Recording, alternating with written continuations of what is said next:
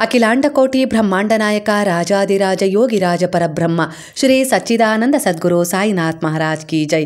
ಗುರುವಿನ ಪಾದಾರವಿಂದಗಳಿಗೆ ವಂದಿಸುತ್ತಾ ನಮಸ್ತೆ ಸ್ನೇಹಿತರೆ. ಜೀವನದಲ್ಲಿ ಎಷ್ಟೋ ಜನ ಪರಿಚಯ ಆಗ್ತಾರೆ ನಮಗೆ, ಆದರೆ ನಮ್ಮ ಸಂತೋಷಕ್ಕೆ ಕೆಲವರು ಮಾತ್ರ ಕಾರಣರಾಗ್ತಾರೆ. ಅವರೇ ನಮ್ಮ ನಿಜವಾದ ಸ್ನೇಹಿತರು ಅಲ್ವಾ ಸ್ನೇಹಿತರೆ? ಎಲ್ಲರಿಗೂ ಸ್ನೇಹಿತರ ದಿನದ ಆಚರಣೆಯ ಶುಭಾಶಯಗಳು ಸ್ನೇಹಿತರೆ. ಎಲ್ಲರಿಗೂ ಭೀಮನ ಅಮಾವಾಸ್ಯೆಯ ಹಾರ್ದಿಕ ಶುಭಾಶಯಗಳು. ಶ್ರಾವಣ ಮಾಸದ ಪ್ರಾರಂಭ ನಾವು ಮಾಡಿದ್ದೀವಿ. ಎಲ್ಲರೂ ಭಗವಂತನ ಆರಾಧನೆಯನ್ನ ಮನಃಪೂರ್ವಕವಾಗಿ ನಿಷ್ಠೆಯಿಂದ ಮಾಡೋಣ. ಹಾಗೆ ಅವನ ಕೃಪೆಗೆ ಪಾತ್ರರಾಗಿ ನಮ್ಮ ಜೀವನದಲ್ಲಿರುವ ಎಲ್ಲ ಸಮಸ್ಯೆಗಳನ್ನು ದೂರ ಮಾಡ್ಕೊಳ್ಳೋಣ. ಹಾಗೆ ಆ ಭಗವಂತನಿಗೆ ನಾವು ಎಷ್ಟು ಹತ್ತಿರವಾಗ್ತಾ ಹೋಗ್ತೀವೋ ಅಷ್ಟೇ ನಮ್ಮ ಜೀವನದಲ್ಲಿ ಒಳ್ಳೆಯದು ತುಂಬ್ತಾ ಹೋಗುತ್ತೆ ಸ್ನೇಹಿತರೆ. ಹಾಗಾಗಿ ಎಲ್ಲರೂ ಕೂಡ ನಿಷ್ಠೆಯಿಂದ ಬಾಬಾರವರ ಸೇವೆಯನ್ನ ಮಾಡೋಣ. ಹಾಗೆ ಈ ಶ್ರಾವಣ ಮಾಸದಲ್ಲಿ ಬರುವ ವ್ರತಗಳನ್ನಾಗಲಿ ಪೂಜೆಗಳನ್ನಾಗಲಿ ಭಕ್ತಿ ಶ್ರದ್ಧೆ ಏಕಾಗ್ರತೆಯಿಂದ ಮಾಡೋಣ. ಸರಳತೆಯಿಂದ ಭಕ್ತಿಯನ್ನ ಭಗವಂತನಿಗೆ ಕೊಟ್ಟು ಪರಿಪೂರ್ಣವಾಗಿ ಅವನಲ್ಲಿ ಶರಣಾಗೋಣ. ಖಂಡಿತ ಆ ಭಗವಂತನ ಅನುಗ್ರಹ ಆಶೀರ್ವಾದ ನಮಗೆ ಸಿಕ್ಕೇ ಸಿಗುತ್ತೆ ಸ್ನೇಹಿತರೆ. ಹಾಗೆ ಸ್ನೇಹಿತರೆ, ನೀವೆಲ್ಲರೂ ಸಹ ನನ್ನ ಅಡುಗೆ ಚಾನಲ್ ಆದ ಕುಕ್ ವಿತ್ ಸಾಯಿ ಕೀರ್ತಿ ಚಾನಲ್ಗೂ ಕೂಡ ಸಪೋರ್ಟ್ ಮಾಡ್ತಾ ಇದ್ದೀರಾ. ನಿಮಗೆಲ್ಲ ಧನ್ಯವಾದಗಳು. ಬೆಂಬಲ ಸದಾ ಇರಲಿ ಸ್ನೇಹಿತರೆ. ಇಲ್ಲಿ ಹುಟ್ಟಿರುವ ಪ್ರತಿಯೊಂದು ಜೀವಿಯು ತನ್ನದೇ ಆದ ಬದುಕನ್ನ ಕಂಡುಕೊಳ್ಳಲು ಅದರದ್ದೇ ಆದ ಮಾರ್ಗವನ್ನ ಕಂಡುಹಿಡಿದು ಪ್ರಕೃತಿ ಎಲ್ಲ ಜೀವಿಗಳ ಬದುಕಿಗೆ ನೆಲೆಯಾಗಿದೆ ಅಲ್ವಾ? ಲೌಕಿಕ ಅವಶ್ಯಕತೆಗಳು ತೀರಿದ ನಂತರ ಮತ್ತೆ ಮುಂದೆ ಆಲೋಚಿಸುವ ಸಾಮರ್ಥ್ಯವಿಲ್ಲದ ಮೃಗ ಪಕ್ಷಿ ಕೀಟಾದಿಗಳು ಬರಿದೇ ಉಸಿರಾಡುತ್ತಾ ಮೆಲುಕು ಹಾಕುತ್ತಾ ನಾಳಿನ ಚಿಂತೆ ಬಿಟ್ಟು ಇಂದಿನದು ಇಂದಿಗೆ ನಾಳೆಯದು ನಾಳೆಗೆ ಎಂಬಂತೆ ನಿರಾಳವಾಗಿ ಬದುಕ್ತವೆ. ಆದರೆ ಮನುಷ್ಯನಿಗೆ ಮಾತ್ರ ಎರಡು ರೀತಿಯ ಹಸಿವು ಬಾಧಿಸುತ್ತೆ. ದೈಹಿಕ ಹಸಿವು, ಬೌದ್ಧಿಕ ಹಸಿವು. ದೈಹಿಕ ಹಸಿವು ನೀಗಿದ ನಂತರವೂ ಸಂಪೂರ್ಣ ತೃಪ್ತಿ ನನಗೆ ಸಿಕ್ಕಿದೆ ಅಂತ ಹೇಳಿ ಎದೆ ತಟ್ಟಿ ಹೇಳಬಲ್ಲ ಯಾವೊಬ್ಬ ಲೌಕಿಕ ವ್ಯಕ್ತಿ ಕೂಡ ಸಿಗಲಾರ ಸ್ನೇಹಿತರೆ. ಮೊದಲ ಆದ್ಯತೆ ನಮ್ಮ ದೇಹದಲ್ಲಿರುವ ಇಂದ್ರಿಯಗಳನ್ನ ತೃಪ್ತಿಪಡಿಸುವುದು ನಿಜ, ಇಲ್ಲ ಅಂತಲ್ಲ. ಆದರೆ ನನ್ನ ದೇಹದ ಇಂದ್ರಿಯಗಳು ತೃಪ್ತಿ ಆಗಿದವೆ ಅಂತ ಹೇಳುವಂತಹ ಯಾವುದೇ ವ್ಯಕ್ತಿ ಕೂಡ ಇರೋದಿಲ್ಲ ಸ್ನೇಹಿತರೆ. ಅಂದರೆ ಒಂದಲ್ಲ ಒಂದು ರೀತಿಯಲ್ಲಿ ಇನ್ನೂ ಬೇಕು ಅನ್ನೋ ಹಂಬಲವೇ ಈ ಮನುಷ್ಯನಿಗೆ ಹೆಚ್ಚಿದೆ. ಆದರೆ ಪ್ರಾಣಿ ಪಕ್ಷಿಗಳು ಹಾಗಲ್ಲ. ಇವತ್ತಿನ ಜೀವನ ಸಂತೃಪ್ತವಾಗಿ ಜೀವಿಸಿದವ ನಾಳೆದ್ ನೋಡ್ಕೊಳ್ಳೋಣ ಅನ್ನೋ ನೆಮ್ಮದಿಯಲ್ಲಿ ಅವು ಇವತ್ತಿನ ದಿನವನ್ನು ಕಳೀತವೆ ಸ್ನೇಹಿತರೆ. ಅದೇ ಮನುಷ್ಯನಿಗೂ ಹಾಗೂ ಪ್ರಾಣಿ ಪಕ್ಷಿಗಳಿಗೂ ಜೀವಿಗಳಿಗೂ ಇರುವ ವ್ಯತ್ಯಾಸ ಸ್ನೇಹಿತರೆ. ನಮ್ಮ ಬುದ್ಧಿ ಸರಿ ಇದ್ರೆ ಮಾತ್ರ ಜೀವನದ ಗುರಿಯನ್ನ ಅರಿಲಿಕ್ಕೆ ಸಾಧ್ಯ. ಮನುಷ್ಯನಾದವನು ಇದಕ್ಕೋಸ್ಕರನೇ ಹಂಬಲಿಸಬೇಕು. ನಮ್ಮ ಜೀವನದಲ್ಲಿ ಸಮಸ್ಯೆಗಳಿದಾವೆ, ಕಷ್ಟಗಳಿದಾವೆ, ದುಃಖಗಳಿದಾವೆ. ಅವು ನಮಗೆ ಕರ್ಮಕ್ಕನುಸಾರವಾಗಿ ಸಿಕ್ಕಿದಾವೆ. ಹೊರಗೆ ಬರುವ ದಾರಿಯನ್ನ ವಾಸ್ತವ ವರ್ತಮಾನದಲ್ಲಿ ನಾವು ಜೀವಿಸುವುದನ್ನ ಅರ್ಥ ಮಾಡ್ಕೊಳ್ಬೇಕೇ ಹೊರತು ಅದನ್ನೇ ಚಿಂತಿಸ್ತಾ ಇದೇ ನನ್ನ ಹಣೆ ಬರಹ ಅಂತೇಳಿ ಯಾವುದೇ ಕಾರಣಕ್ಕೂ ಒಪ್ಕೊಂಡು ಅದೇ ದುಃಖದಲ್ಲಿ, ಅದೇ ಚಿಂತೆಯಲ್ಲಿ, ಅದೇ ನರಳಾಟದಲ್ಲಿ ಮುಳುಗಬಾರ್ದು. ನಾವಿಲ್ಲಿ ಎಲ್ಲದನ್ನ ಬದಲಾಯಿಸ್ಕೊಳ್ಬಹುದು ಸ್ನೇಹಿತರೆ. ಹಾಗಾಗಿ ಆ ಗುರು ನಮ್ಮ ಜೀವನದಲ್ಲಿ ಬಂದಿದ್ದಾರೆ. ಹಾಗಾಗಿ ಭಗವಂತ ಅನ್ನೋದು ಸಹ ನಮ್ಮ ಜೊತೆಗೆ ಇಲ್ಲಿರೋದು. ಅಂದ್ರೆ ನಾವು ಏನನ್ನ ಬಯಸ್ತಾ ಇದೀವೋ ಅದನ್ನ ನಾವು ಪಡ್ಕೊಳ್ಳಬಹುದು. ಹಾಗೆ ನಾವು ಏನ್ ಕೆಟ್ಟ ಕರ್ಮವನ್ನ ಮಾಡಿರ್ತೀವೋ, ನಾವೇನು ನಮಗೆ ಗೊತ್ತಿಲ್ಲದ ತಪ್ಪುಗಳನ್ನ ಮಾಡಿರ್ತೀವಲ್ವಾ, ಅದನ್ನ ತಿದ್ಕೊಂಡು ಪಶ್ಚಾತ್ತಾಪ ಪಟ್ಟು ಒಂದು ಒಳ್ಳೆಯ ಬದುಕನ್ನ ಕಂಡುಕೊಳ್ಳುವ ದಾರಿಯನ್ನ ಅನುಸರಿಸುವ ಮಾರ್ಗವನ್ನ ಸಹ ಆ ಗುರುವೇ ನಮಗೆ ಕರುಣಿಸ್ತಾರೆ ಸ್ನೇಹಿತರೆ. ಹಾಗೆ ನಮ್ಮ ಜೀವನದಲ್ಲಿ ಹಿಂದೆ ಏನು ತಪ್ಪುಗಳಾಗಿದ್ವೋ ಅದು ನಮಗೆ ಗೊತ್ತಿರತ್ತೆ, ಇಲ್ಲ ಅಂತಲ್ಲ. ಅದನ್ನ ನಾವು ಮನಃಪೂರ್ವಕವಾಗಿ ಆ ಗುರುವಿನ ಪಾದಗಳಲ್ಲಿ ಶರಣಾಗಿಸ್ಬೇಕು. ನಾವು ಪಶ್ಚಾತ್ತಾಪ ಪಟ್ಟು ಗುರುಗಳಲ್ಲಿ ಸಮರ್ಪಣೆಯಾಗಬೇಕು. ನಮ್ಮನ್ನ ನಾವು ಸಂಪೂರ್ಣವಾಗಿ ಒಂದೇ ಭಾವದಿಂದ, ಭಕ್ತಿಯಿಂದ, ಶ್ರದ್ಧೆಯಿಂದ ಆ ಗುರುವಿನಲ್ಲಿ ಸಮರ್ಪಣೆಯಾಗಿಸಿ ಒಮ್ಮೆ ನಮ್ಮ ಜೀವನದ ಪಯಣವನ್ನು ಶುರು ಮಾಡಿದ್ರೆ ಖಂಡಿತ ನಮಗೆ ಮುಂದೆ ಸಿಗೋದೆಲ್ಲ ಒಳ್ಳೆಯದೇ ಸಿಗ್ತಾ ಹೋಗುತ್ತೆ ಸ್ನೇಹಿತರೆ. ಅಂದ್ರೆ ನಮ್ಮ ವಿಚಾರಗಳು ಹೇಗಿರ್ತವೋ, ನಾವು ಹೇಗೆ ಯೋಚಿಸ್ತೀವೋ, ಹಾಗೆ ನಾವು ಹೇಗೆ ಬದುಕಲು ಪ್ರಯತ್ನಿಸ್ತೇವೋ ಅದೇ ತರಹ ನಮ್ಮ ಬದುಕು ಬದಲಾಗ್ತಾ ಹೋಗುತ್ತೆ. ಈಗ ಕೂಡ ಅದೇ ಆಗ್ತಾ ಇರೋದು ಅಲ್ವಾ ಸ್ನೇಹಿತರೆ? ನಮ್ಮ ಜೀವನದಲ್ಲಿ ನಾವೀಗ ಆಧ್ಯಾತ್ಮಿಕತೆ ಕಡೆ ಒಲವನ್ನ ಮೂಡಿಸ್ಕೊಂಡಿದ್ವಿ. ಹಾಗೆ ಜೀವನದಲ್ಲಿ ಒಳ್ಳೆಯದನ್ನೇ ಬಯಸ್ತಾ ಇದೀವಿ, ಒಳ್ಳೆಯ ದಾರಿಯ ಆಯ್ಕೆಯನ್ನ ಮಾಡ್ಕೊಳ್ತಾ ಇದೀವಿ. ಹಾಗೆ ಒಳ್ಳೆಯ ರೀತಿಯಲ್ಲಿ ನಿಸ್ಸಹಾಯಕರ ಸೇವೆ, ದಾನ, ಧರ್ಮವನ್ನ ನಾವು ಮಾಡ್ತಾ ಇದೀವಿ. ನಮ್ಮ ದುಡಿಮೆಯನ್ನು ಕೂಡ ನಿಷ್ಠೆಯಿಂದ ಮಾಡ್ತಾ ಇದೀವಿ. ಅದರಲ್ಲಿ ಸಿಗುವ ಹಣದಲ್ಲಿ ಕೂಡ ಸ್ವಲ್ಪನಾದ್ರೂ ನಾವು ದಾನ ಧರ್ಮದ ಸೇವೆಗೆ ಬಳಸ್ತಾ ಇದೀವಿ. ಅಂದ್ರೆ ಎಷ್ಟೊಂದು ಆತ್ಮ ತೃಪ್ತಿ ಸಿಕ್ಕಿದೆ ಅಲ್ವಾ ನಮ್ಗೆ. ಏನೋ ನಮ್ಮನ್ನೇ ನಾವು ಗೆದ್ಬಿಟ್ಟಿದೀವಿ ಏನೋ ಅನ್ನೋಷ್ಟು ಸಂತೋಷ ನಮ್ಗೆ ಆಗ್ತಾ ಇದೆ ಅಲ್ವಾ?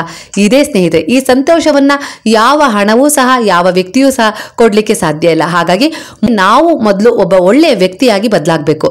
ನಾವು ಒಬ್ಬ ಒಳ್ಳೆಯ ವ್ಯಕ್ತಿತ್ವ ಇರೋ ವ್ಯಕ್ತಿಯಾಗಿ ಬದಲಾದ್ವಿ ಅಂದ್ರೆ ನಮ್ಮಲ್ಲಿ ಆತ್ಮವಿಶ್ವಾಸ ಹೆಚ್ಚಾಗತ್ತೆ.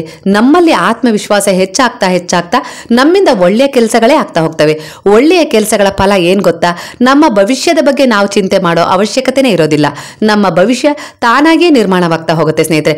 ಅದನ್ನು ನಾನು ಹಾಗೇ ಇರಬೇಕು, ಅದು ಹೀಗೆ ಇರಬೇಕು ಅಂತೇಳಿ ಚಿಂತಿಸುವ ಅಗತ್ಯನೇ ಇಲ್ಲ. ನಮ್ಮ ಕರ್ಮಗಳು ಶುದ್ಧವಾಗ್ತಾ ಹೋದ ಹಾಗೆ, ನಮ್ಮ ವಿಚಾರಗಳು, ನಮ್ಮ ಉದ್ದೇಶಗಳು ಒಳ್ಳೆಯ ದಾರಿಯಲ್ಲಿ ಸಾಕ್ತಾ ಹೋದ ಹಾಗೆ ನಮ್ಮ ಭವಿಷ್ಯ ತಾನಾಗಿಯೇ ಉಜ್ವಲ ಆಗತ್ತೆ. ಹಾಗೆ ನಾವು ಯಾವ ಗುರಿಯನ್ನ ತಲುಪಬೇಕು ಅನ್ನುವ ನಿಖರತೆ ನಮಗೆ ಅರ್ಥ ಆಗ್ತಾ ಹೋಗುತ್ತೆ ಸ್ನೇಹಿತರೆ. ಇದೇ ಆಧ್ಯಾತ್ಮಿಕ ಪಯಣದ ಸುಖ ಅನ್ನೋದು ಸ್ನೇಹಿತರೆ, ಸಂತೋಷ ಅನ್ನೋದು. ಒಮ್ಮೆ ನಮ್ಮ ಮನಸ್ಸಿನ ಎಲ್ಲ ಚಂಚಲತೆಗಳನ್ನ, ಮನುಷ್ಯ ಅಂದಮೇಲೆ ಕೆಟ್ಟ ಆಲೋಚನೆಗಳು ಬರ್ತವೆ, ಒಳ್ಳೆಯ ಆಲೋಚನೆಗಳು ಬರ್ತವೆ ಸ್ನೇಹಿತರೆ. ಕೆಲವೊಮ್ಮೆ ಯಾವುದು ನಮ್ಮಲ್ಲಿ ಹೆಚ್ಚಾಗುತ್ತೋ, ಕೆಲವೊಮ್ಮೆ ನಾವೇನ್ ಮಾಡ್ತೀವಿ ಅಂದ್ರೆ ಯಾವುದಕ್ಕೆ ಹೆಚ್ಚು ಒತ್ತು ನೀಡ್ತೀವೋ, ಅಂದ್ರೆ ಯಾವುದ್ರ ಬಗ್ಗೆ ಜಾಸ್ತಿ ಯೋಚಿಸ್ತೀವೋ ಅದು ನಮಗೆ ಶಾಶ್ವತವಾಗಿ ಅದು ನಮ್ಮಲ್ಲೇ ಉಳಿತಾ ಹೋಗುತ್ತೆ. ಅದೇ ನಮಗೆ ಫಲವನ್ನ ಕೊಡುತ್ತೆ ಸ್ನೇಹಿತರೆ. ಹಾಗಾಗಿ ನಾವು ಯಾವಾಗ್ಲೂ ಒಳ್ಳೆಯದನ್ನೇ ಯೋಚಿಸ್ಬೇಕು, ಒಳ್ಳೆಯದನ್ನೇ ಬಯಸ್ಬೇಕು. ಒಳ್ಳೆಯ ದಾರಿಯ ಆಯ್ಕೆಯನ್ನ ಮಾಡ್ಕೊಳ್ಳುವ ಒಂದು ಸಣ್ಣ ಬಲವಾದ ನಿರ್ಧಾರವನ್ನ ನಾವು ಮಾಡ್ಕೊಳ್ಳೇಬೇಕು ಸ್ನೇಹಿತರೆ. ಈ ದಾರಿಯಲ್ಲಿ ಸಾಗಬೇಕಾದ್ರೆ ಕೆಟ್ಟ ಆಲೋಚನೆಗಳು ಬರೋದಿಲ್ಲ ಅಂತಲ್ಲ, ಬಂದೇ ಬರ್ತವೆ. ಯಾಕಂದ್ರೆ ಸಕಾರಾತ್ಮಕತೆಯ ಕೆಲಸವನ್ನ ಅದ್ ಮಾಡೇ ಮಾಡತ್ತೆ. ಯಾಕಂದ್ರೆ ಈ ಸೃಷ್ಟಿಯಲ್ಲಿ ಕೆಟ್ಟದು ಇದೆ, ಒಳ್ಳೇದು ಇದೆ. ಹಾಗಾಗಿ ಈ ಎರಡೂ ಕೂಡ ದಿನನಿತ್ಯದ ನಮ್ಮ ಜೀವನದಲ್ಲಿ ನಮಗೆ ಎದುರಾಗ್ತಾನೆ ಇರ್ತವೆ ಸ್ನೇಹಿತರೆ. ನಾವು ಯಾವ್ದನ್ನ ಆಯ್ಕೆ ಮಾಡ್ಕೊಳ್ತೀವೋ ಅದೇ ನಮ್ಮ ಜೀವನವಾಗತ್ತೆ, ಅದೇ ನಮ್ಮ ಭವಿಷ್ಯವಾಗತ್ತೆ ಸ್ನೇಹಿತರೆ. ಕೃಷ್ಣನನ್ನ ಆಯ್ಕೆ ಮಾಡ್ಕೊಂಡು ಪಾಂಡವರ ಜೀವನ ಏನಾಯ್ತು? ಕಷ್ಟ ಅನುಭವಿಸಿದ್ರು, ಇಲ್ಲ ಅಂತಲ್ಲ, ಕರ್ಮಕ್ಕನುಸಾರವಾಗಿ ಕಷ್ಟ ಅನುಭವಿಸಿದ್ರು. ಆದ್ರೂ ಅವರು ಅಜರಾಮರರಾದ್ರು. ಅದೇ ಶಕುನಿಯ ಮಾತನ್ನ ಕೇಳಿದ 100 ಜನ ಕೌರವರು ಏನಾದ್ರು 5 ಜನ ಎಲ್ಲಿ, 100 ಜನ ಎಲ್ಲಿ? ಆದ್ರೂ ಕೂಡ ಅವ್ರು ಏನಾದ್ರು ಹೇಳ್ರಿ, ಶಕುನಿ ಹೇಳ್ಕೊಟ್ಟ ಕುತಂತ್ರ ಬುದ್ಧಿಯಿಂದ ಪಾಂಡವರಿಂದ ಎಲ್ಲವನ್ನ ವಂಚನೆಯಿಂದ ಕಿತ್ಕೊಳ್ತಾನೆ ಹೋದ್ರು. ಅವರು ವಂಚನೆ ಮಾಡ್ತಾನೆ ಹೋದ್ರು, ಅವರಿಗೆ ಕೆಟ್ಟದನ್ನ ಬಯಸ್ತಾನೆ ಹೋದ್ರು. ಕೆಟ್ಟದರ ಫಲ ಕೆಟ್ಟದೇ ಅನ್ನೋದಕ್ಕೆ ಉದಾಹರಣೆ ಮಹಾಭಾರತವೇ ಆಗಿದೆ ಸ್ನೇಹಿತರೆ. ಹಾಗಾಗಿ ನಾವು ಇಲ್ಲಿ ಬದುಕ್ತಾ ಇದೀವಿ ಅಂದ್ರೆ ಇದು ಒಂದು ದೊಡ್ಡ ಮಹಾಭಾರತ, ರಾಮಾಯಣ ಇದ್ದ ಹಾಗೆ ನಮ್ಮ ಜೀವನ. ಅಂದ್ರೆ ಏನಪ್ಪ, ವಾಸ್ತವ ಚಿತ್ರಣ ಬದಲಾಗಿದೆ ಅಷ್ಟೇ. ಅವತ್ತಿಗೂ ಕರ್ಮದ ಫಲ ಅದೇ ಆಗಿತ್ತು, ಇವತ್ತಿಗೂ ಕರ್ಮದ ಫಲ ಅದೇ ಆಗಿದೆ ಸ್ನೇಹಿತರೆ. ಕರ್ಮದ ಫಲ, ಸಮಯದ ಬಲ ಯಾವತ್ತಿಗೂ ಬದಲಾಗಿಲ್ಲ. ಅಂದ್ರೆ ನಾವು ಕೆಟ್ಟ ಕರ್ಮ ಮಾಡಿದ್ರೆ ಸಮಯಕ್ಕನುಸಾರವಾಗಿ, ಸಮಯದ ಬಲದ ಅನುಸಾರವಾಗಿ ಅದು ಬಂದು ನಮಗೆ ಸಿಕ್ಕೇ ಸಿಗುತ್ತೆ. ಹಾಗೆ ಒಳ್ಳೆಯ ಕರ್ಮ ಮಾಡಿದ್ರೆ ಕರ್ಮಕ್ಕನುಸಾರವಾಗಿ ಸಮಯದ ಬಲದ ರೂಪದಲ್ಲಿ ಅದು ಕೂಡ ನಮಗೆ ಬಂದು ಸಿಗುತ್ತೆ ಸ್ನೇಹಿತರೆ. ಇದೇ ಭಗವಂತನ ಕೃಪೆ ಅನ್ನೋದು. ಹಾಗಾಗಿ ನಮ್ಮ ಜೀವನದಲ್ಲಿ ನಾವು ಆದಷ್ಟು ಒಳ್ಳೆಯದನ್ನೇ ಆಯ್ಕೆ ಮಾಡ್ಕೊಳ್ಬೇಕು. ಅದರಿಂದ ನಮಗೆ ಸಿಗುವ ಫಲವೂ ಕೂಡ ಅಷ್ಟೇ ಒಳ್ಳೆಯದಾಗಿರುತ್ತೆ. ಇದನ್ನ ನಾವು ಯೋಚಿಸ್ತಾ ಇದೀವಿ, ಒಳ್ಳೆಯದ್ರ ಕಡೆ ನಾವು ಮುಖ ಮಾಡಿದೀವಿ, ಒಳ್ಳೆ ದಾರಿಯಲ್ಲಿ ಸಾಕ್ತಾ ಇದೀವಿ ಅಂದ್ರೆ ತುಂಬಾ ಕಷ್ಟದ ವಿಚಾರನೆ. ಇದು ಒಂದು ಸಾಧನೆನೇ ಸ್ನೇಹಿತರೆ. ಯಾಕೊತ್ತಾ, ಒಳ್ಳೆಯದನ್ನ ಆಯ್ಕೆ ಮಾಡಿಕೊಂಡು ಆ ನಿಟ್ಟಿನಲ್ಲಿ ಸಾಗೋದು ಬಹಳ ಕಷ್ಟದ ಕೆಲಸ. ಯಾಕಂದ್ರೆ ಅಲ್ಲಿ ನಮ್ಮ ಪಯಣ ಕಷ್ಟಕರವಾಗಿರುತ್ತೆ, ಆದ್ರೆ ಶಾಶ್ವತವಾದ ನೆಮ್ಮದಿಯ ತಾಣವನ್ನ ಸೇರತ್ತೆ. ಅದೇ ಅಡ್ಡದಾರಿಯನ್ನ ಹಿಡಿದ್ರೆ ಬೇಗನೆ ನಾವ್ ಏನ್ ಅನ್ಕೊಳ್ತೀವೋ ಅದನ್ನ ಸಾಧನೆನೂ ಮಾಡ್ತೀನಿ, ಏನ್ ಅನ್ಕೊಳ್ತೀವೋ ಆ ಸಾಧನೆನೂ ಮಾಡ್ತೀವಿ. ಅಷ್ಟೇ ಬೇಗ ಕಾಲ್ ಮುರ್ಕೊಂಡು ಸಹ ಕೂತ್ಕೊಳ್ತೀವಿ ಸ್ನೇಹಿತರೆ, ಕರ್ಮಕ್ಕನುಸಾರವಾಗಿ. ಹಾಗಾಗಿ ನಾವು ಒಳ್ಳೆಯ ದಾರಿಯ ಆಯ್ಕೆಯನ್ನ ಮಾಡಿಕೊಂಡು, ಒಳ್ಳೆಯ ಉದ್ದೇಶವನ್ನ ಇಟ್ಕೊಂಡು, ಒಳ್ಳೆಯ ಗುರಿಯನ್ನ ಮುಟ್ಟಬೇಕು ಅನ್ನುವ ಆಸೆಯನ್ನ ಇಟ್ಕೊಂಡು ನಾವು ನೇರವಾದ ದಾರಿಯಲ್ಲಿ ನಿಧಾನವಾಗಿ ಆದ್ರೂ ಪರವಾಗಿಲ್ಲ ಒಳ್ಳೆಯ ರೀತಿಯಲ್ಲಿ ನಾವು ಸಾಗೋದೇ ಉತ್ತಮ ಅಲ್ವಾ ಸ್ನೇಹಿತರೆ. ಬೇಗನೆ ಎಲ್ಲವನ್ನ ಪಡ್ಕೊಳ್ಳೋಣ ಅಂತ ಹೇಳಿ ನಾವು ಹೋಗಿ ಬೇಗನೆ ಅಲ್ಲಿ ಬಿದ್ದು ಕಾಲು ಮುರ್ಕೊಂಡು ಕುತ್ಕೊಳ್ಳೋದ್ಕಿಂತ ನಿಧಾನವಾಗಿ ಆದ್ರೂ ಪರವಾಗಿಲ್ಲ ಜೀವನದ ಸುಖ, ಶಾಂತಿ, ನೆಮ್ಮದಿಯನ್ನ ಅನುಭವಿಸೋಣ ಸ್ನೇಹಿತರೆ. ಕೆಲವೊಮ್ಮೆ ಏನಾಗ್ಬಿಡುತ್ತೆ ಗೊತ್ತಾ, ಕೆಲಸದ ಒತ್ತಡ, ಏನಾದ್ರೂ ಸಾಧನೆ ಮಾಡಬೇಕು, ಮನೆ ಕಟ್ಟಬೇಕು, ಈ ರೀತಿ ಎಲ್ಲ ಆಲೋಚನೆಯಲ್ಲಿ ನಾವೇನ್ ಮಾಡ್ಬಿಡ್ತೀವಿ, ಮಕ್ಕಳನ್ನ ಸರಿಯಾಗಿ ನೋಡ್ಕೊಳ್ಳೋದಿಲ್ಲ, ಮಕ್ಕಳ ಜೊತೆ ಸರಿಯಾಗಿ ಮಾತಾಡೋದಿಲ್ಲ, ಆಟ ಆಡೋಕ್ಕೂ ಸಮಯ ಇರೋದಿಲ್ಲ, ಪ್ರೀತಿ ತೋರ್ಸಕ್ಕೂ ಸಮಯ ಇರೋದಿಲ್ಲ, ಹೆಂಡತಿ ಹತ್ರ ಆಗಿರ್ಬೋದು, ಮಕ್ಕಳ ಹತ್ರ ಆಗಿರ್ಬೋದು. ಈ ರೀತಿ ಒತ್ತಡದ ಬದುಕನ್ನ ಬದುಕ್ಬಿಡ್ತೀವಿ. ಅಂದ್ರೆ ಸಂಪಾದನೆ ಮಾಡಬೇಕು, ಏನಾದ್ರೂ ಮಾಡಿ ಈ ಮಕ್ಕಳಿಗೆ ಭವಿಷ್ಯಕ್ಕೆ ನಾವು ಹಣವನ್ನ ಇಟ್ಕೊಳ್ಬೇಕು, ನಮ್ಮ ಮಕ್ಕಳಿಗೆ ಏನಾದ್ರೂ ಭವಿಷ್ಯವನ್ನ ರೂಪಿಸ್ಕೊಟ್ಟು ಹೋಗ್ಬೇಕು ಅನ್ನೋ ನಿಟ್ಟಿನಲ್ಲಿ ಹೋರಾಟ ಮಾಡ್ತೀವಿ. ಇಲ್ಲ ಅಂತಲ್ಲ, ಇದು ತಪ್ಪಲ್ಲ ಸ್ನೇಹಿತರೆ. ಆದ್ರೆ ಆ ಹೋರಾಟದ ಜೊತೆಗೇನೆ ನಾವು ನಮ್ಮ ಕುಟುಂಬಕ್ಕೂ ಕೂಡ ಪ್ರೀತಿ, ಗೌರವ, ಆಧಾರ ಕೊಡ್ಲೇಬೇಕಾಗುತ್ತೆ ಸ್ನೇಹಿತರೆ. ಅಂದ್ರೆ ನಾವು ಅದನ್ನೆಲ್ಲ ಸಾಧನೆ ಮಾಡ್ಲಿಕ್ಕೆ ಸ್ವಲ್ಪ ಸಮಯ ತಗೊಳತ್ತೆ. ಯಾಕಂದ್ರೆ ಈಗಿನ ವಯಸ್ಸು ಆ ಸಾಧನೆ ಆದ ಸಮಯದಲ್ಲಿ ನಮ್ಗೆ ಇರೋದಿಲ್ಲ. ಹಾಗಾಗಿ ಈಗೇನ್ ನಮಗೆ ಸಿಕ್ಕಿರುತ್ತಲ್ಲ ಕುಟುಂಬ, ಅದ್ರ ಜೊತೆಗೆ ಎಷ್ಟಾಗುತ್ತೋ ಅಷ್ಟು ಪ್ರೀತಿ, ವಿಶ್ವಾಸವನ್ನ ಕೊಡ್ತಾ, ಎಷ್ಟಾಗುತ್ತೋ ಅಷ್ಟು ಪ್ರೀತಿಯಿಂದ ಒಳ್ಳೆಯ ಮಾತುಗಳನ್ನ ಆಡ್ತಾನೆ ಸಂತೋಷವನ್ನ ಅನುಭವಿಸ್ತಾನೆ ನಾವು ಜೀವನದಲ್ಲಿ ಸಾಧನೆಯನ್ನು ಮಾಡಬೇಕು, ಹಣವನ್ನು ಸಂಪಾದನೆ ಮಾಡಬೇಕು, ಅದನ್ನ ಕೂಡಿಡ್ಬೇಕು ಸ್ನೇಹಿತರೆ. ಎಲ್ಲ ಸರಿ ಆದ್ಮೇಲೆ, ನಾನು ಏನಾದ್ರೂ ಸಾಧನೆ ಮಾಡಿದ್ಮೇಲೆ ಆಮೇಲೆ ನಾನು ಎಲ್ಲಾ ರೀತಿಯಲ್ಲೂ ಪ್ರೀತಿಯಿಂದ ಇರಬೇಕು ಅಂತ ಏನಾದ್ರು ಸಂಕಲ್ಪ ಮಾಡ್ಕೊಂಡ್ರೆ ಅದು ಆಗೋದಿಲ್ಲ ಸ್ನೇಹಿತರೆ. ಯಾಕಂದ್ರೆ ನಮ್ಗೆ ವಯಸ್ಸಾಗಿರುತ್ತೆ, ನಾವು ತಿರುಗಿ ನೋಡಿದಾಗ ಆಗ್ಲೇ ನಮ್ಮ ಮಕ್ಕಳು ಸಹ ದೊಡ್ಡವರಾಗಿರ್ತಾರೆ, ಅವರು ಕೂಡ ಪರಿಸ್ಥಿತಿಗಳನ್ನ ಹೊಂದಾಣಿಕೆ ಮಾಡಿಕೊಂಡು ಬದುಕುವ ಅಭ್ಯಾಸ ಅವರಿಗೂ ಆಗೋಗಿರುತ್ತೆ, ಹೆಂಡತಿಗೂ ಕೂಡ ಅದೇ ಅಭ್ಯಾಸ ಆಗಿರುತ್ತೆ. ಹಾಗಾಗಿ ಆಗ ನಮಗೆ ಏನು ಪ್ರೀತಿ ಬೇಕು ಅಂತ ಹೇಳಿ ಹಂಬಲಿಸ್ತೀವಲ್ವಾ, ಆ ಪ್ರೀತಿ ಆಗ ನಮಗೆ ಸಿಗೋದಿಲ್ಲ ಸ್ನೇಹಿತರೆ. ಆಗ ನಮ್ಮ ಹತ್ರ ಹಣ ಇರುತ್ತೆ, ನಾವು ಏನನ್ನ ಬಯಸಿ ಪಡ್ಕೊಂಡಿರ್ತೀವೋ ಆ ಹಣ ನಮ್ಮ ಹತ್ರ ಇರುತ್ತೆ ಹೊರತು ಪ್ರೀತಿನ ಏನೋ ತಾಸಾರ ಮಾಡಿ ಹೋಗಿರ್ತೀವಲ್ವಾ, ಆ ಪ್ರೀತಿ ನಮಗೆ ಸಿಗೋದೇ ಇಲ್ಲ. ಹಾಗಾಗಿ ನಮ್ಮ ಜೀವನದಲ್ಲಿ ನಾವು ಎರಡರ ಜೊತೆಗೂ ಪಯಣ ಮಾಡಬೇಕು, ಸಂಸಾರವನ್ನ ತೂಗಿಸ್ಬೇಕು, ಸಂಸಾರವನ್ನು ಪ್ರೀತಿಯಿಂದ ನೋಡ್ಕೊಳ್ಬೇಕು. ಹಾಗಾಗಿ ಸ್ನೇಹಿತರೆ, ಜೀವನದಲ್ಲಿ ಸಮಸ್ಯೆಗಳಿದಾವೆ, ದುಃಖಗಳಿದಾವೆ, ಕಷ್ಟಗಳಿದಾವೆ ಅಂತ ಹೇಳಿ ನಾವು ಯಾವತ್ತಿಗೂ ನಮ್ಮ ಜೀವನದಲ್ಲಿ ಸಿಗುವ ಸಣ್ಣ ಪುಟ್ಟ ಸಂತೋಷಗಳನ್ನ ಕಳ್ಕೊಳ್ಬಾರ್ದು, ಸಂತೋಷವನ್ನ ಕಳ್ಕೊಳ್ಬಾರ್ದು. ಹಾಗೆ ಅದ್ರ ಜೊತೆಗೆ ನಮ್ಮ ಕುಟುಂಬದ ಜೊತೆಗೆ ನಾವು ಕಷ್ಟ ದುಃಖ ಸಮಸ್ಯೆಗಳನ್ನ ಎದುರಿಸಬೇಕು. ಕುಟುಂಬಕ್ಕೆ ಮಕ್ಕಳಿಗೆ ಸಮಯ ಪ್ರೀತಿಯನ್ನ ಕೊಡ್ತಾನೆ ಹಾಗೆ ಜೀವನದಲ್ಲಿ ಏನಾದ್ರೂ ಒಂದು ಸಾಧನೆ ಮಾಡಬೇಕು ಅನ್ನೋ ಮನೋಭಾವವನ್ನ ಹೊಂದಿ ನಾವು ಮುಂದುವರಿಬೇಕೆ ಹೊರತು ಒತ್ತಡದಿಂದ ನಾವು ಜೀವನವನ್ನು ಮಾಡಬಾರ್ದು. ಒತ್ತಡ ಮುಕ್ತವಾಗಿ ಸಂತೋಷದಿಂದ ಜೀವನ ಮಾಡುವ ಪರಿಪಾಠವನ್ನು ಅಭ್ಯಾಸ ಮಾಡ್ಕೊಳ್ಬೇಕು ಸ್ನೇಹಿತರೆ. ಹೀಗೆ ನನಗೆ ಇವತ್ತು ಒಬ್ರು ಫೋನ್ ಮಾಡಿದ್ರು ಸ್ನೇಹಿತರೆ. ಅವರಿಗೂ ಸಹ 14 ವರ್ಷಗಳಿಂದ ಮಕ್ಕಳಾಗಿರ್ಲಿಲ್ಲಂತೆ. ಅವ್ರ ಅತ್ತೆ ಮಾವ ನೋಡಿದ್ರೆ ಮಗನಿಗೆ ಇನ್ನೊಂದು ಮದುವೆ ಮಾಡಲಿಕ್ಕೆ ತಯಾರಿ ನಡೆಸಿದ್ರು. ಇವರಿಗೂ ಕೂಡ ಅನೇಕ ರೀತಿಯಲ್ಲಿ ಆಸ್ಪತ್ರೆಯಲ್ಲಿ ಚಿಕಿತ್ಸೆಯನ್ನು ಕೊಡಿಸಿದ್ರಂತೆ, ಅನೇಕ ರೀತಿಯ ಟ್ರೀಟ್ಮೆಂಟ್ಗಳನ್ನ ಸಹ ಕೊಡಿಸಿದ್ದಾರೆ, ತುಂಬಾ ದುಡ್ಡನ್ನು ಸಹ ಖರ್ಚು ಮಾಡಿದ್ದಾರೆ. ಒಂದು 8-10 ಲಕ್ಷದವರೆಗೂ ದುಡ್ಡನ್ನು ಸಹ ಖರ್ಚು ಮಾಡಿದ್ರಂತೆ. ಯಾವುದೇ ಕಾರಣಕ್ಕೂ ಫಲ ಸಿಕ್ಕಿಲ್ಲ ಇವರಿಗೆ. ಹಾಗೆ ಇವರು ನಿರಾಸೆಯಿಂದ ಇದ್ರು, ಎಲ್ಲಾ ರೀತಿಲೂ ಟ್ರೀಟ್ಮೆಂಟ್ ತಗೊಂಡ್ರು ಸಹ ಯಾವುದೇ ರೀತಿ ಫಲ ಸಿಗ್ಲಿಲ್ಲ ಅಂತ ಹೇಳಿ ಅವರು ಬಹಳ ನಿರಾಸೆಯಲ್ಲಿದ್ರಂತೆ ಸ್ನೇಹಿತರೆ.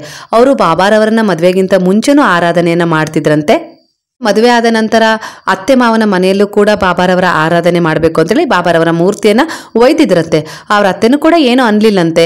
ಆದರೆ ಆಗಾಗ ನಿನ್ ಬಾಬಾ ನಿನಗೆ ಒಂದು ಮಗುನು ಕೊಡ್ಲಿಲ್ಲ, ಅಷ್ಟೊಂದು ಬೆಳಗ್ಗೆನೆ ಬೇಗನೆ ಇದ್ದು ಪೂಜೆ ಮಾಡ್ತೀಯಾ, ಒಂದು ಮಗುನು ಕರುಣಿಸ್ಲಿಲ್ಲ, ಆಸ್ಪತ್ರೆಗೆಲ್ಲ ಎಷ್ಟು ಹಣ ಖರ್ಚು ಮಾಡಿದ್ವಿ, ಹಾಗೆ ನಮ್ಗಿರೋದು ಒಬ್ಬನೇ ಮಗ, ಅವನಿಗೆ ನಾವು ಇನ್ನೊಂದು ಮದುವೆ ಮಾಡ್ತೀವಿ, ನಮಗೂ ಮೊಮ್ಮಕ್ಕಳನ್ನ ನೋಡ್ಬೇಕು ಅಂತ ಹೇಳಿ ಆಸೆ ಇದೆ, ಈ ರೀತಿ ಎಲ್ಲ ಅವಳಿಗೆ ಅಂತ ಇದ್ರಂತೆ. ಅವಳಿಗೆ ತುಂಬಾ ಅಂದ್ರೆ ತುಂಬಾ ದುಃಖ ಆಗ್ತಾ ಇತ್ತಂತೆ. ಅವಳು ಬಾಬಾನ ಹತ್ರನೇ ಹೇಳ್ಕೊಂಡು ತುಂಬಾ ಅಳ್ತಿದ್ಲಂತೆ. ಬಾಬಾ, ನಾನು ನಿನ್ನನ್ನು ಎಷ್ಟು ವರ್ಷಗಳಿಂದ ಪೂಜಿಸ್ತಾ ಇದ್ದೀನಿ, ನನಗೆ ಬುದ್ಧಿ ಬಂದಾಗಿಂದನೂ ನಾನು ನಿನ್ನ ನಂಬಿದ್ದೀನಿ, ಆದರೂ ಕೂಡ ನನಗೆ ಈ ರೀತಿಯ ಸಮಸ್ಯೆಗಳು ಕಾಡ್ತಾ ಇದ್ದೇವೆ ಬಾಬಾ, ನನಗೆ ಯಾಕೆ ಈ ರೀತಿ ಸಮಸ್ಯೆ ಮಾಡ್ತಾ ಇದೆಯಾ, ನಾನು ಬದುಕಲ್ಲ ಬಾಬಾ, ನಾನು ನಿನ್ನ ಹತ್ರ ಬಂದ್ಬಿಡ್ತೀನಿ ಬಾಬಾ, ನನ್ನನ್ನು ಕರ್ಕೋ ಬಾಬಾ ಅಂತೇಳಿ ತುಂಬಾ ಅಂದ್ರೆ ತುಂಬಾ ಗೋಳಾಡ್ತಾ ಇದ್ಲಂತೆ. ದಿನನಿತ್ಯ ಪ್ರಾರ್ಥನೆಯನ್ನ ಮಾಡ್ತಾ ಇದ್ಲು. ಎಲ್ಲಾ ರೀತಿಲೂ ಬಾಬಾರವರ ಆರಾಧನೆಯನ್ನ ಮಾಡಿದಾಳೆ. ನಿಮ್ಮ ವಿಡಿಯೋಗಳನ್ನ ನೋಡಿ ಸಾಯಿ ಸಚ್ಚರಿತ್ರೆಯ ಪಾರಾಯಣವನ್ನ ಮಾಡಿದ್ದೀನಿ, 33 ದಿನದ ವ್ರತವನ್ನು ಸಹ ಮಾಡಿದ್ದೆ. ನನ್ನ ಕೈಲಾದಷ್ಟು ಮಟ್ಟಿಗೆ ಬಡ ಬಗ್ಗರಿಗೆ ನಿಸ್ಸಹಾಯಕರಿಗೆ ಸಹಾಯವನ್ನು ಮಾಡಿದ್ದೀನಮ್ಮ. ಕೂಡ ಕೆಟ್ಟದನ್ನ ಬಯಸದೇ ಇಲ್ಲ ನಾನು. ಅವಾಗ್ಲಾದ್ರೂ ಯಾರ್ದಾದ್ರೂ ಮೇಲೆ ಸಿಟ್ಟು ಬರ್ತಾ ಇತ್ತು, ಈಗ ಅದೂ ಬರೋದಿಲ್ಲ ನನಗೆ. ಯಾರ ಮೇಲೆ ಯಾಕೆ ಸಿಟ್ಟು ಮಾಡ್ಕೊಳ್ಬೇಕು, ಯಾರ ಮೇಲೆ ಯಾಕೆ ದ್ವೇಷವನ್ನ ಮಾಡಬೇಕು, ಯಾವ ರೀತಿನೂ ದ್ವೇಷ ಸಿಟ್ಟು ಏನು ಮಾಡಬಾರ್ದು. ಜೀವನದಲ್ಲಿ ನಮ್ಗೆ ಏನು ಸಿಗ್ಬೇಕೋ ಅದು ಸಿಕ್ಕೇ ಸಿಗುತ್ತೆ. ಒಳ್ಳೆಯ ಕರ್ಮ ಮಾಡಬೇಕು ಅಂತೇಳಿ ನೀವು ಹೇಳ್ಕೊಟ್ಟ ದಾರಿಯಲ್ಲೇ ನಾನು ನಡೀತಾ ಇದ್ದೀನಿ. ಈಗ 2 ವರ್ಷದಿಂದ ನಾನು ನಿಮ್ಮ ವಿಡಿಯೋಗಳನ್ನ ನೋಡಿ ಸಂಪೂರ್ಣವಾಗಿ ನನ್ನನ್ನು ನಾನು ಒಳ್ಳೆ ರೀತಿಯಲ್ಲಿ ಬದಲಾಯಿಸ್ಕೊಂಡಿದ್ದೀನಿ. ಮೊದಲಾದ್ರೆ ನಮ್ಮ ಅತ್ತೆ ಮಾವನ ಜೊತೆಗೆ ತುಂಬಾ ಅಂದ್ರೆ ತುಂಬಾ ಜಗಳ ಮಾಡ್ಬಿಡ್ತಿದ್ದೆ. ಅವ್ರು ಏನೋ ಅಂದ್ರು ಅಂತ ಹೇಳಿ ನಾನು ತುಂಬಾ ಜಗಳ ಮಾಡ್ತಿದ್ದೆ. ಈಗ ನಾನು ಜಗಳ ಮಾಡ್ತಾ ಇಲ್ಲ. ಅವ್ರು ಏನೇ ಅಂದ್ರೂ ಅದನ್ನೆಲ್ಲ ಬಾಬಾನ ಹತ್ರ ಕೂತ್ಕೊಂಡು ಅದನ್ನೆಲ್ಲ ಅವರಿಗೆ ಒಪ್ಪಿಸಿ ಸುಮ್ಮನೆ ನಾನೇ ಸ್ವಲ್ಪ ಹೊತ್ತು ಸಮಾಧಾನ ಮಾಡಿಕೊಂಡು ನಿನ್ನ ಮಡ್ಲಲ್ಲೇ ನಾನು ಮಲಗ್ತಾ ಇದ್ದೀನಿ ಬಾಬಾ ಅನ್ನೋ ಒಂದು ಮನಸ್ಸಲ್ಲಿ ಅನ್ಕೊಂಡು ಮಲಗ್ತಾ ಇದ್ದೀನಿ. ಎಲ್ಲ ನಾನು ಬದಲಾಗ್ಬಿಟ್ಟಿದ್ದೀನಿ ಅಮ್ಮ. ಈಗ ಆಗಿನ ತರ ನನ್ನಲ್ಲಿ ನಿರಾಸೆ ಕೋಪ ಯಾವುದೂ ಇಲ್ಲ. ನಾನು ಯಾವುದೋ ಹಿಂದಿನ ಜನ್ಮದಲ್ಲಿ ಏನೋ ತಪ್ಪು ಮಾಡಿದ್ದೀನಿ, ಯಾವುದೋ ಒಂದು ಕರ್ಮಕ್ಕೆ ಒಳಗಾಗಿದ್ದೀನಿ, ಅದಕ್ಕೋಸ್ಕರನೇ ಈ ಜನ್ಮದಲ್ಲಿ ನನಗೆ ಮಕ್ಕಳಾಗಿಲ್ಲ. ಆದರೆ ಬಾಬಾನ ಅನುಗ್ರಹ ಆಶೀರ್ವಾದದಿಂದ ಹಾಗೇ ಆಗ್ತವೆ. ನಿಮ್ಮ ವಿಡಿಯೋಗಳಲ್ಲಿ ನೀವು ಹೇಳುವ ಪ್ರೇರಣಾತ್ಮಕ ಮಾತುಗಳಿಂದ ನನಗೆ ತುಂಬಾ ಆತ್ಮವಿಶ್ವಾಸ ಹೆಚ್ಚಾತು, ಬಲ ಬಂತು. ನಾನು ಬಾಬಾರವರನ್ನ ಇಷ್ಟು ವರ್ಷಗಳಿಂದ ಆರಾಧನೆ ಮಾಡಿದ್ದೀನಿ, ಅವರ ಪಾದಗಳಲ್ಲಿ ಸಮರ್ಪಣೆಯಾಗಿದ್ದೀನಿ. ಆಗೆಲ್ಲ ನನ್ನ ಮನಸ್ಸಲ್ಲಿ ಸ್ವಲ್ಪ ಕೋಪ, ಅಸೂಯೆ, ಮತ್ಸರ ಇವೆಲ್ಲ ಇತ್ತು, ಜಗಳನೂ ಮಾಡ್ತಿದ್ದೆ. ಈಗೀಗ ನಾನು ತುಂಬಾ ಬದಲಾಗಿದ್ದೆ ಮೇಡಮ್. 1 ವರ್ಷದಿಂದ ಅಂತೂ ಸಂಪೂರ್ಣವಾಗಿ ಯಾರ ಜೊತೆನೂ ಅಷ್ಟಾಗಿ ಬೆರೀತಿರ್ಲಿಲ್ಲ, ಯಾರ ಬಗ್ಗೆನೂ ಕೆಟ್ಟದಾಗಿ ಮಾತಾಡಲಿಲ್ಲ, ಯಾರ ಬಗ್ಗೆನೂ ಆಡ್ಕೊಳ್ತಿರ್ಲಿಲ್ಲ. ಎಲ್ಲಾ ರೀತಿಲೂ ನನ್ನನ್ನು ನಾನು ಬದಲಾಯಿಸ್ಕೊಂಡಿದ್ದೆ. ಹಾಗೆ ಇದೇ ರೀತಿ ನನ್ನ ಕೊನೆಯ ಉಸಿರಿರೋವರೆಗೂ ನಾನು ಬದುಕ್ತೀನಿ ಬಾಬಾ, ಒಂದೇ ಒಂದು ಮಗುನ ಕೊಟ್ಬಿಡು ಅಂತ ಹೇಳಿ ನಾನು ಪ್ರಾರ್ಥನೆಯನ್ನ ಮಾಡ್ಕೊಂಡಿದ್ದೆ. ಇದೇ ಸಮಯಕ್ಕೆ ನನ್ನ ಅತ್ತೆ ಕೂಡ ಹೇಳಿದ್ರು, ಇನ್ನೊಂದು 6 ತಿಂಗಳಲ್ಲಿ ನೀನೇನಾದ್ರೂ ಪ್ರೆಗ್ನೆಂಟ್ ಆಗಿಲ್ಲ ಅಂದ್ರೆ ನನ್ನ ಮಗನಿಗೆ ನಾವು ಇನ್ನೊಂದು ಮದುವೆ ಮಾಡ್ತೀವಿ. ಯಾಕಂದ್ರೆ ನಮಗೂ ವಯಸ್ಸಾಗಿದೆ, ನಮಗೂ ಒಂದು ಮಗುನ ಎತ್ತಿ ಆಡಿಸ್ಬೇಕು ಅನ್ನೋ ಆಸೆ ಇದೆ, ಹಾಗಾಗಿ ನಾವು ಮದುವೆ ಮಾಡ್ತೀವಿ. ಇವಳು ಆ ಸಮಯದಲ್ಲೂ ಕೂಡ ಅವ್ರ ಅತ್ತೆ ಹೇಳಿದ ಮಾತಿಗೆ ಯಾವುದೇ ರೀತಿ ಪ್ರತ್ಯುತ್ತರ ಕೊಡ್ಲಿಲ್ಲಂತೆ. ಇವಳು ಬಾಬಾನ ಹತ್ರ ಕುತ್ಕೊಂಡು ಒಂದೇ ಪ್ರಾರ್ಥನೆಯನ್ನ ಮಾಡಿದ್ಲಂತೆ. ನೋಡು ಬಾಬಾ, ನನಗೆ 6 ತಿಂಗಳು ಸಮಯ ಕೊಟ್ಟಿದ್ದಾರೆ. 6 ತಿಂಗಳು ಸಮಯದಲ್ಲಿ ಬಾ, ಯಾವುದೋ ಜನ್ಮದ ಒಂದು ಪ್ರಾರಬ್ಧ ಕರ್ಮ ಇರಬೇಕು. ನಾನು ಯಾರಿಗೋ ಏನೋ ಕೆಟ್ಟದನ್ನ ಮಾಡಿದ್ದೀನಿ, ಅದಕ್ಕೋಸ್ಕರನೇ ನನಗೆ ಈ ಜನ್ಮದಲ್ಲಿ ಮಕ್ಕಳಾಗೋ ಭಾಗ್ಯ ಇಷ್ಟು ತಡವಾಗ್ತಾ ಇದೆ. ನಾನು ಏನೇ ತಪ್ಪುಗಳನ್ನು ಮಾಡಿದ್ರು ಕ್ಷಮಿಸ್ಬಿಡ್ರಿ. ನೀವೇ ಹೇಳಿದಿರಲ್ಲ, ನೀಚಾತಿ ನೀಚ ಪಾಪ ಏನೇ ಮಾಡಿರ್ಲಿ, ನಿಮ್ಮನ್ನ ನೀವು ನನ್ನ ಪಾದಗಳಲ್ಲಿ ಸಮರ್ಪಣೆ ಮಾಡಿದ್ರೆ, ಭಕ್ತಿ ಭಕ್ತಿಯಿಂದ ನನ್ನನ್ನು ಪೂಜಿಸಿದ್ರೆ ನೀವು ಬೇಕಾದದ್ದನ್ನು ನಾನು ಕೊಡ್ತೀನಿ. ನಿಮ್ಮ ಎಂತಹ ಪಾಪಗಳೇ ಇರಲಿ, ನೀಚಾತಿ ನೀಚ ಕರ್ಮಗಳೇ ಇರಲಿ, ನಾನು ತಗೊಳ್ತೀನಿ ಅಂತ ಹೇಳಿ ಭರವಸೆ ಕೊಟ್ಟಿದ್ದೀರಲ್ಲ ಬಾಬಾ, ಆ ಭರವಸೆ ಮೇಲೆ ನೀವು ನಿಂತ್ಕೊಳ್ಬೇಕು. ನನಗೆ ಒಂದು ಮಗುವನ್ನು ಕೊಡಬೇಕು, ನನ್ನ ಕುಟುಂಬವನ್ನು ನನಗೆ ಉಳಿಸ್ಕೊಡ್ಬೇಕು. 6 ತಿಂಗಳೊಳಗೆ ನನಗೇನಾದರೂ ಮಗು ಆಗಲಿಲ್ಲ ಅಂದರೆ ನಾನು ಆತ್ಮಹತ್ಯೆ ಮಾಡಿಕೊಂಡು ನಿಮ್ಮ ಹತ್ರನೇ ಬಂದ್ಬಿಡ್ತೀನಿ ಅಂತ ಹೇಳಿದ್ಲಂತೆ. ಹಾಗೆ ಮಾರನೇ ದಿನ ಒಂದು ವಿಷದ ಬಾಟ್ಲಿನೂ ತಂದು ಬಾಬಾರವರ ಹತ್ರ ಅದನ್ನು ಇಟ್ಟು ಪೂಜೆ ಮಾಡಲಿಕ್ಕೆ ಶುರು ಮಾಡಿದ್ಲಂತೆ. ಅದರಲ್ಲಿ ಒಂದೇ ತೀರ್ಮಾನ ಬಾಬಾ, ಒಂದು ನಿಮ್ಮ ಹತ್ರ ನನ್ನನ್ನು ಕರ್ಸ್ಕೊಳ್ರಿ, ಎರಡನೇದು ನೀವೇ ಮಗುವಾಗಿ ಬಂದ್ಬಿಡ್ರಿ. ಈ ರೀತಿ ಪ್ರಾರ್ಥನೆ ಇಟ್ಟಿದ್ಲಂತೆ ಸ್ನೇಹಿತರೆ. ಇದೇ ರೀತಿ ಬೆಳಗ್ಗೆ ಎದ್ದು ನಿಷ್ಠೆಯಿಂದ ಬಾಬಾರವರಲ್ಲಿ ಶರಣಾಗಿ, ನಾನು ಮಾಡಿದ ತಪ್ಪುಗಳನ್ನು ಕ್ಷಮಿಸು ಬಾಬಾ, ಯಾವುದೋ ಜನ್ಮದಲ್ಲಿ ನನಗೆ ತಿಳಿಯದೆಯೋ ಬಹಳ ಪಾಪಗಳನ್ನು ಮಾಡಿದ್ದೀನಿ, ಅದಕ್ಕೋಸ್ಕರ ಜೀವನದಲ್ಲಿ ನಾನು ಈ ರೀತಿಯ ನೋವನ್ನು ಅನುಭವಿಸ್ತಾ ಇದ್ದೀನಿ. ಹಾಗಾಗಿ ನನ್ನ ಜೀವನದಲ್ಲಿ ನಾನು ಯಾವುದೇ ರೀತಿ ತಪ್ಪುಗಳನ್ನು ಮಾಡೋದಿಲ್ಲ, ಮುಂದೆ ಒಳ್ಳೆಯ ದಾರಿಯಲ್ಲೇ ನಡೀತೀನಿ ಬಾಬಾ. ನಾನು ನಿಮಗೆ ಮಾತು ಕೊಡ್ತೀನಿ, ನನ್ನ ಮಾತಿನಿಂದ ನಾನು ಕೂಡ ಹಿಂದೆ ಸರಿಯೋದಿಲ್ಲ. ಎಷ್ಟಾಗುತ್ತೋ ಅಷ್ಟು ನಾನು ಒಳ್ಳೆಯ ರೀತಿಯಲ್ಲಿ ಬದುಕೋ ಪ್ರಯತ್ನವಂತೂ ನಾನು ಮಾಡೇ ಮಾಡ್ತೀನಿ ಬಾಬಾ, ನಾನು ನಿಮಗೆ ಮಾತು ಕೊಡ್ತಾ ಇದ್ದೀನಿ ಅಂತೇಳಿ ಬಾಬಾರವರ ಎದುರಿಗೆ ಇವಳು ಸಂಕಲ್ಪ ಮಾಡಿ ವಿಷದ ಬಾಟ್ಲಿಯನ್ನು ಬಾಬಾರವರ ಹತ್ರ ಇಟ್ಟು ಪೂಜೆ ಮಾಡಲಿಕ್ಕೆ ಶುರು ಮಾಡಿದ್ಲಂತೆ ದಿನನಿತ್ಯ. ಈ ಥರ 5 ತಿಂಗಳು ಪೂಜೆ ಮಾಡಿದಾಳೆ. ಮತ್ತೇನು ಮಧ್ಯೆ ಕೇಳ್ತಾ ಇದ್ರಂತೆ, 6 ತಿಂಗಳು ಸಮಯ ಇದೆ, ಏನ್ ಮಾಡ್ಬೇಕು ಅಂತ ಇದೆಯೋ ಮಾಡ್ಕೋ, 6 ತಿಂಗಳಾದ್ಮೇಲೆ ನೀನೇನು ಪ್ರಶ್ನೆ ಮಾಡೋ ಹಾಗಿಲ್ಲ, ಯಾಕಂದ್ರೆ ನಾನು ನಿನಗೆ ಮೊದಲೇ ತಿಳಿಸಿದ್ದೀನಿ. ಹಾಗೆ 14 ವರ್ಷ ಸಮಯನೂ ಆಗಿದೆ, ನಮ್ಗೆ ಒಂದು ಮೊಮ್ಮಗನ ಆಡಿಸ್ಬೇಕು ಅಂತ ಆಸೆ ಇದೆ, ಹಾಗಾಗಿ ನನ್ನ ಮಗನಿಗೆ ಇನ್ನೊಂದು ಮದುವೆನೂ ಮಾಡ್ತೀವಿ, ಹಾಗೆ ನಿನ್ನನ್ನು ಮನೆಯಿಂದ ಹೊರಗೆ ಹಾಕೋದಿಲ್ಲ, ನಿನ್ನನ್ನು ಇಟ್ಕೊಳ್ತೀವಿ ಅಂತಾನು ಕೂಡ ಹೇಳಿದ್ರಂತೆ. ಏನ್ ಪೂಜೆ ಮಾಡ್ತಾ ಇದೆಯಲ್ಲ, ಮಾಡು ನೋಡೋಣ, ನಿನ್ ಬಾಬಾ ನಿನ್ಗೆ ಏನಾದ್ರೂ ಸಹಾಯ ಮಾಡ್ತಾರಾ, ನೋಡ್ಬಿಡೋಣ, ಬಾಬಾನ ಶಕ್ತಿನೂ ನೋಡ್ಬಿಡೋಣ ಅಂತ ಹೇಳಿ ಅವ್ರ ಅತ್ತೆ ಅವಾಗ ಹೇಳ್ತಾನೆ ಇದ್ರಂತೆ ಸ್ನೇಹಿತರೆ. ತಿಂಗಳು ಸಹ 5 ತಿಂಗಳು ಬಾಬಾರವರನ್ನ ನಿಷ್ಠೆಯಿಂದ ಪೂಜೆ ಮಾಡಿದಾಳೆ, ಭಕ್ತಿ ಭಾವದಿಂದ ಪೂಜೆ ಮಾಡಿದಾಳೆ. ಸಚ್ಚರಿತ್ರೆ ಪಾರಾಯಣ ಎಷ್ಟು ಸರಿ ಸಾಧ್ಯ ಆಗುತ್ತೋ ಅಷ್ಟು ಸರಿ ದಿನನಿತ್ಯ ಬಿಡದ ಹಾಗೆ ಮಾಡಿದಾಳಂತೆ. ದಿನನಿತ್ಯ ರಾತ್ರಿ ಮಲಗುವ ಮೊದಲು ಗಂಡ ಹೆಂಡತಿ ಇಬ್ರು ಸಹ ಉದಿ ಪ್ರಸಾದವನ್ನು ನೀರಲ್ಲಿ ಬೆರೆಸಿ ಕುಡಿತಿದ್ರಂತೆ. ಬೆಳಗ್ಗೆ ಎದ್ದ ತಕ್ಷಣ ಸಹ ಬಾಬಾರವರಲ್ಲಿ ಪ್ರಾರ್ಥನೆಯನ್ನ ಮಾಡಿಕೊಂಡು ಉದಿ ಪ್ರಸಾದವನ್ನ ನೀರಲ್ಲಿ ಬೆರೆಸಿ ಕುಡಿತಾ ಇದ್ರಂತೆ ಸ್ನೇಹಿತರೆ. ಈ ರೀತಿ 5 ತಿಂಗಳ ಕಾಲ ನಿಷ್ಠೆಯಿಂದ ಬಾಬಾರವರ ಆರಾಧನೆಯನ್ನ ಮಾಡಿದಾಳೆ. ಅಂದ್ರೆ ಹಿಂದೆ ಕೂಡ ಮಾಡಿದ್ಲು, ಆದ್ರೆ 6 ತಿಂಗಳು ಅವ್ರ ಅತ್ತೆ ಗಡುವು ಕೊಟ್ಟಿದ್ರಲ್ಲ, ಆ ಸಮಯದಲ್ಲೂ ಕೂಡ ಅಷ್ಟೇ ನಿಷ್ಠೆಯಿಂದ ಮಾಡಿದಾಳೆ. ಅಂದ್ರೆ ಅವಳು ದೃಢ ನಿರ್ಧಾರದಿಂದ, ಅಂದ್ರೆ ಬಾಬಾ, ಒಂದು ನನಗೆ ಸಾವು ಕೊಡಬೇಕು, ಒಂದು ನೀವು ನನಗೆ ಒಂದು ಮಗು ಕೊಡಬೇಕು, ನನ್ನ ಕುಟುಂಬವನ್ನ ಬದುಕನ್ನ ಉಳಿಸ್ಕೊಡ್ಬೇಕು, ನಾನು ನಿಮ್ಮಲ್ಲಿ ಶರಣಾಗಿದ್ದೀನಿ. ಅಂದ್ರೆ ನೀವು ನನ್ನ ನೀಚಾತಿ ನೀಚ ಕರ್ಮ ಏನೇ ಇರಲಿ ನನಗೆ ಒಂದು ಸರಿ ಕ್ಷಮೆಯನ್ನ ಕೊಟ್ಟು ನನ್ನನ್ನು ಕ್ಷಮಿಸಿ ನನಗೆ ಒಂದೇ ಒಂದು ಅವಕಾಶ ಬದುಕಲಿಕ್ಕೆ ಕೊಡಬೇಕು, ನಾನು ನಿಮ್ಮಲ್ಲಿ ಶರಣಾಗ್ತೀನಿ ಅಂತಾನೆ ಇವಳು ಹೇಳ್ಕೊಂಡಿದ್ಲಂತೆ ಸ್ನೇಹಿತರೆ. ಈ ರೀತಿ ಇವಳು 5 ತಿಂಗಳಾದ್ಮೇಲೆ ಡೇಟ್ ಆಗೋದು ಯಾಕೋ ಆಗ್ಲೇ ಇಲ್ಲ. ಆ ತಿಂಗಳು 9 ದಿನ ಮುಂದೆ ಹೋಗಿತ್ತಂತೆ ಅವಳಿಗೆ. ಎಲ್ಲೋ ಒಂದು ರೀತಿ ಸಣ್ಣದಾಗಿ ಭರವಸೆ ಮೂಡ್ಬಿಡ್ತಂತೆ. ಅಂದ್ರೆ ನಾನು 9 ದಿನ ಡೇಟ್ ಆಗಿಲ್ಲ, ಖಂಡಿತ ನಾನು ಏನಾದ್ರೂ ಪ್ರೆಗ್ನೆಂಟ್ ಆಗಿರ್ಬೋದಾ ಅಂತ ಹೇಳಿ ಅವಳಿಗೆ ತುಂಬಾ ಅಂದ್ರೆ ತುಂಬಾ ಒಳೊಳಗೆ ಸಂತೋಷ ಆಗಿತ್ತಂತೆ. 9ನೇ ದಿನ ಆಗಿತ್ತಲ್ಲ, ಅವತ್ತು ಗುರುವಾರ ಕೂಡ ಆಗಿತ್ತಂತೆ. ಅವತ್ತು ಬಾಬಾರವರಲ್ಲಿ ಪ್ರಾರ್ಥನೆಯನ್ನ ಮಾಡಿಕೊಂಡು, ಖಂಡಿತ ನನ್ನ ಆಸೆ, ನನ್ನ ಮನಸ್ಸಲ್ಲಿ ನಾನು ಏನು ಅನ್ಕೊಳ್ತಾ ಇದ್ದೀನಲ್ಲ ಅದನ್ನು ಸತ್ಯ ಮಾಡಿಕೊಡ್ರಿ ಬಾಬಾ. ನಾನು ಅನ್ಕೊಳ್ತಾ ಇದ್ದೀನಿ, ನಾನು 5 ತಿಂಗಳು 9 ದಿನ ಆಗಿದೆ ಪೂಜೆ ಮಾಡಿ, 9ನೇ ದಿನ ಆದರೂ ನಾನು ಡೇಟ್ ಆಗಿಲ್ಲ, ಇವತ್ತಿನ ದಿನ ಟೆಸ್ಟ್ ಮಾಡ್ಕೊಳ್ತೀನಿ, ಖಂಡಿತ ನಾನು ಅನ್ಕೊಂಡಿರೋ ಇಚ್ಛೆ ಈಡೇರಬೇಕು ಬಾಬಾ. ನನ್ನ ಈ ಸಂತೋಷ, ನನ್ನ ಮುಖದಲ್ಲಿ ನನ್ನ ಮನಸ್ಸಲ್ಲಿ ಮೂಡಿರೋ ಈ ಸಂತೋಷ ಅಚ್ಚಳಿಯದೆ ನೀವು ಉಳಿಸ್ಕೊಡ್ಬೇಕು, ಯಾವುದೇ ರೀತಿ ನೀವು ನನಗೆ ನಿರಾಸೆ ಮಾಡಲ್ಲ ಅಂಥೇಳಿ ನಾನು ನಂಬಿದ್ದೀನಿ ಬಾಬಾ. ಏನೇ ಇದ್ರೂ ನನ್ನ ತಪ್ಪುಗಳನ್ನ ಕ್ಷಮಿಸಬೇಕು. ಹಾಗೆ ನಿಮಗೆ ಧನ್ಯವಾದಗಳು ಬಾಬಾ, ನನ್ನನ್ನು ಅನುಗ್ರಹಿಸಿ ಆಶೀರ್ವದಿಸಿದ್ದಕ್ಕೆ, ನನಗೊಂದು ಮಗುವಿನ ಭಾಗ್ಯವನ್ನ ಕೊಟ್ಟಿದ್ದಕ್ಕೆ, ತಾಯಿಯಾಗುವ ಭಾಗ್ಯವನ್ನ ಕೊಟ್ಟಿದ್ದಕ್ಕೆ ಅಂತ ಹೇಳಿ ಈ ರೀತಿಯೇ ಪ್ರಾರ್ಥನೆಯನ್ನ ಮಾಡ್ಕೊಂಡ್ಲಂತೆ ಸ್ನೇಹಿತರೆ. ಅಂದ್ರೆ ನಾನು ಈ ಸಂಕಲ್ಪ, ಈ ಪ್ರಾರ್ಥನೆ ಬಗ್ಗೆ ಹೇಳಿದ್ನಲ್ವಾ, ಅಂದ್ರೆ ನಾವು ಮೊದಲು ಗುರುವಿನ ಹತ್ರ ನಮ್ಮ ಎಲ್ಲ ತಪ್ಪುಗಳಿಗೆ ಪಶ್ಚಾತ್ತಾಪ ಪಡಬೇಕು, ನಂತರ ನಮ್ಗೆ ಈ ರೀತಿ ಪರಿವರ್ತನೆ ಕೊಟ್ಟು ಒಳ್ಳೆಯ ಜೀವನದತ್ತ ಮುಖ ಮಾಡಿ ನಡಿಲಿಕ್ಕೆ ಅವಕಾಶ ಕೊಟ್ಟಿದ್ದಕ್ಕೆ ಧನ್ಯವಾದಗಳನ್ನ ಅರ್ಪಿಸಬೇಕು. ನಂತರ ನಾನು ನಿಮ್ಮನ್ನ ತುಂಬಾ ಪ್ರೀತಿಸ್ತೀನಿ ಅಂತ ಹೇಳ್ಬೇಕು. ಯಾಕಂದ್ರೆ ನಾವ್ ಯಾರನ್ನ ಪ್ರೀತಿಸ್ತೀವೋ ಅವರು ನಮ್ಮನ್ನ ಮರಳಿ ಪ್ರೀತಿಸ್ತಾರಲ್ವಾ, ಹಾಗಾಗಿ ಆ ರೀತಿ ಹೇಳ್ಬೇಕು ಅಂತ ಹೇಳಿದ್ದೆ. ಅದೇ ರೀತಿ ಇವಳು ಅದೇ ಸಂಕಲ್ಪವನ್ನ, ಅದೇ ಪ್ರಾರ್ಥನೆಯನ್ನ ದಿನನಿತ್ಯ ಮಾಡ್ತಿದ್ಲಂತೆ ಸ್ನೇಹಿತರೆ. ಅವತ್ತು ಕೂಡ ಅದೇ ರೀತಿ ಮಾಡಿ ಟೆಸ್ಟ್ ಮಾಡ್ಕೊಂಡಿದ್ದಾಳೆ. ಅಲ್ಲೇನೋ ಇವಳಿಗೆ ಸ್ವಲ್ಪ ಪಾಸಿಟಿವ್ ಕಂಡಿದೆ. ಅತ್ತೆಗೆ ಹೇಳಿದ್ಲಂತೆ, ಅತ್ತೆ ನಾನು ಡೇಟ್ ಆಗಿ 9 ದಿನ ಆಗಿದೆ, ತಡ ಆಗಿದೆ, ಹೋಗ್ಬರೋಣ, ಒಂದ್ಸರಿ ಚೆಕ್ ಮಾಡಿಸ್ಕೊಂಡು ಬರೋಣ ಅಂತ ಹೇಳಿ ಅವ್ರ ಅತ್ತೆ ಹತ್ರ ಮಾತಾಡಿದ್ಲಂತೆ. ಅತ್ತೆಗೂ ಏನೋ ಒಂಥರ ಸಂತೋಷ, ಎಷ್ಟೇ ಸಿಟ್ಟಿದ್ರು ಅವ್ರ ಅತ್ತೆಗೂ ಒಂದು ಮೊಮ್ಮಗು ಆಗ್ತಾ ಇದೆ ಅಂದ್ರೆ ಸಂತೋಷನೇ ಅಲ್ವಾ, ಅವ್ರ ಅತ್ತೆಗೂ ಕೂಡ ಸಂತೋಷ ಆಯ್ತಂತೆ. ಸರಿ ಹಾಗಾದ್ರೆ ಬಾ ಅಂತ ಹೇಳಿ ಡಾಕ್ಟರ್ ಹತ್ರ ಕರ್ಕೊಂಡೋಗಿ ಟೆಸ್ಟ್ ಮಾಡಿಸಿದ್ರಂತೆ. ಡಾಕ್ಟ್ರು ಕೂಡ ಹೌದಮ್ಮ ಕನ್ಫರ್ಮ್ ಆಗಿದೆ, ನೀನ್ ಪ್ರೆಗ್ನೆಂಟ್ ಆಗಿದೆಯಾ ಅಂತ ಹೇಳಿದ್ರಂತೆ ಸ್ನೇಹಿತರೆ. ಅತ್ತೆಗೂ ಕೂಡ ತುಂಬಾ ಅಂದ್ರೆ ತುಂಬಾ ಸಂತೋಷ ಆಯ್ತಂತೆ.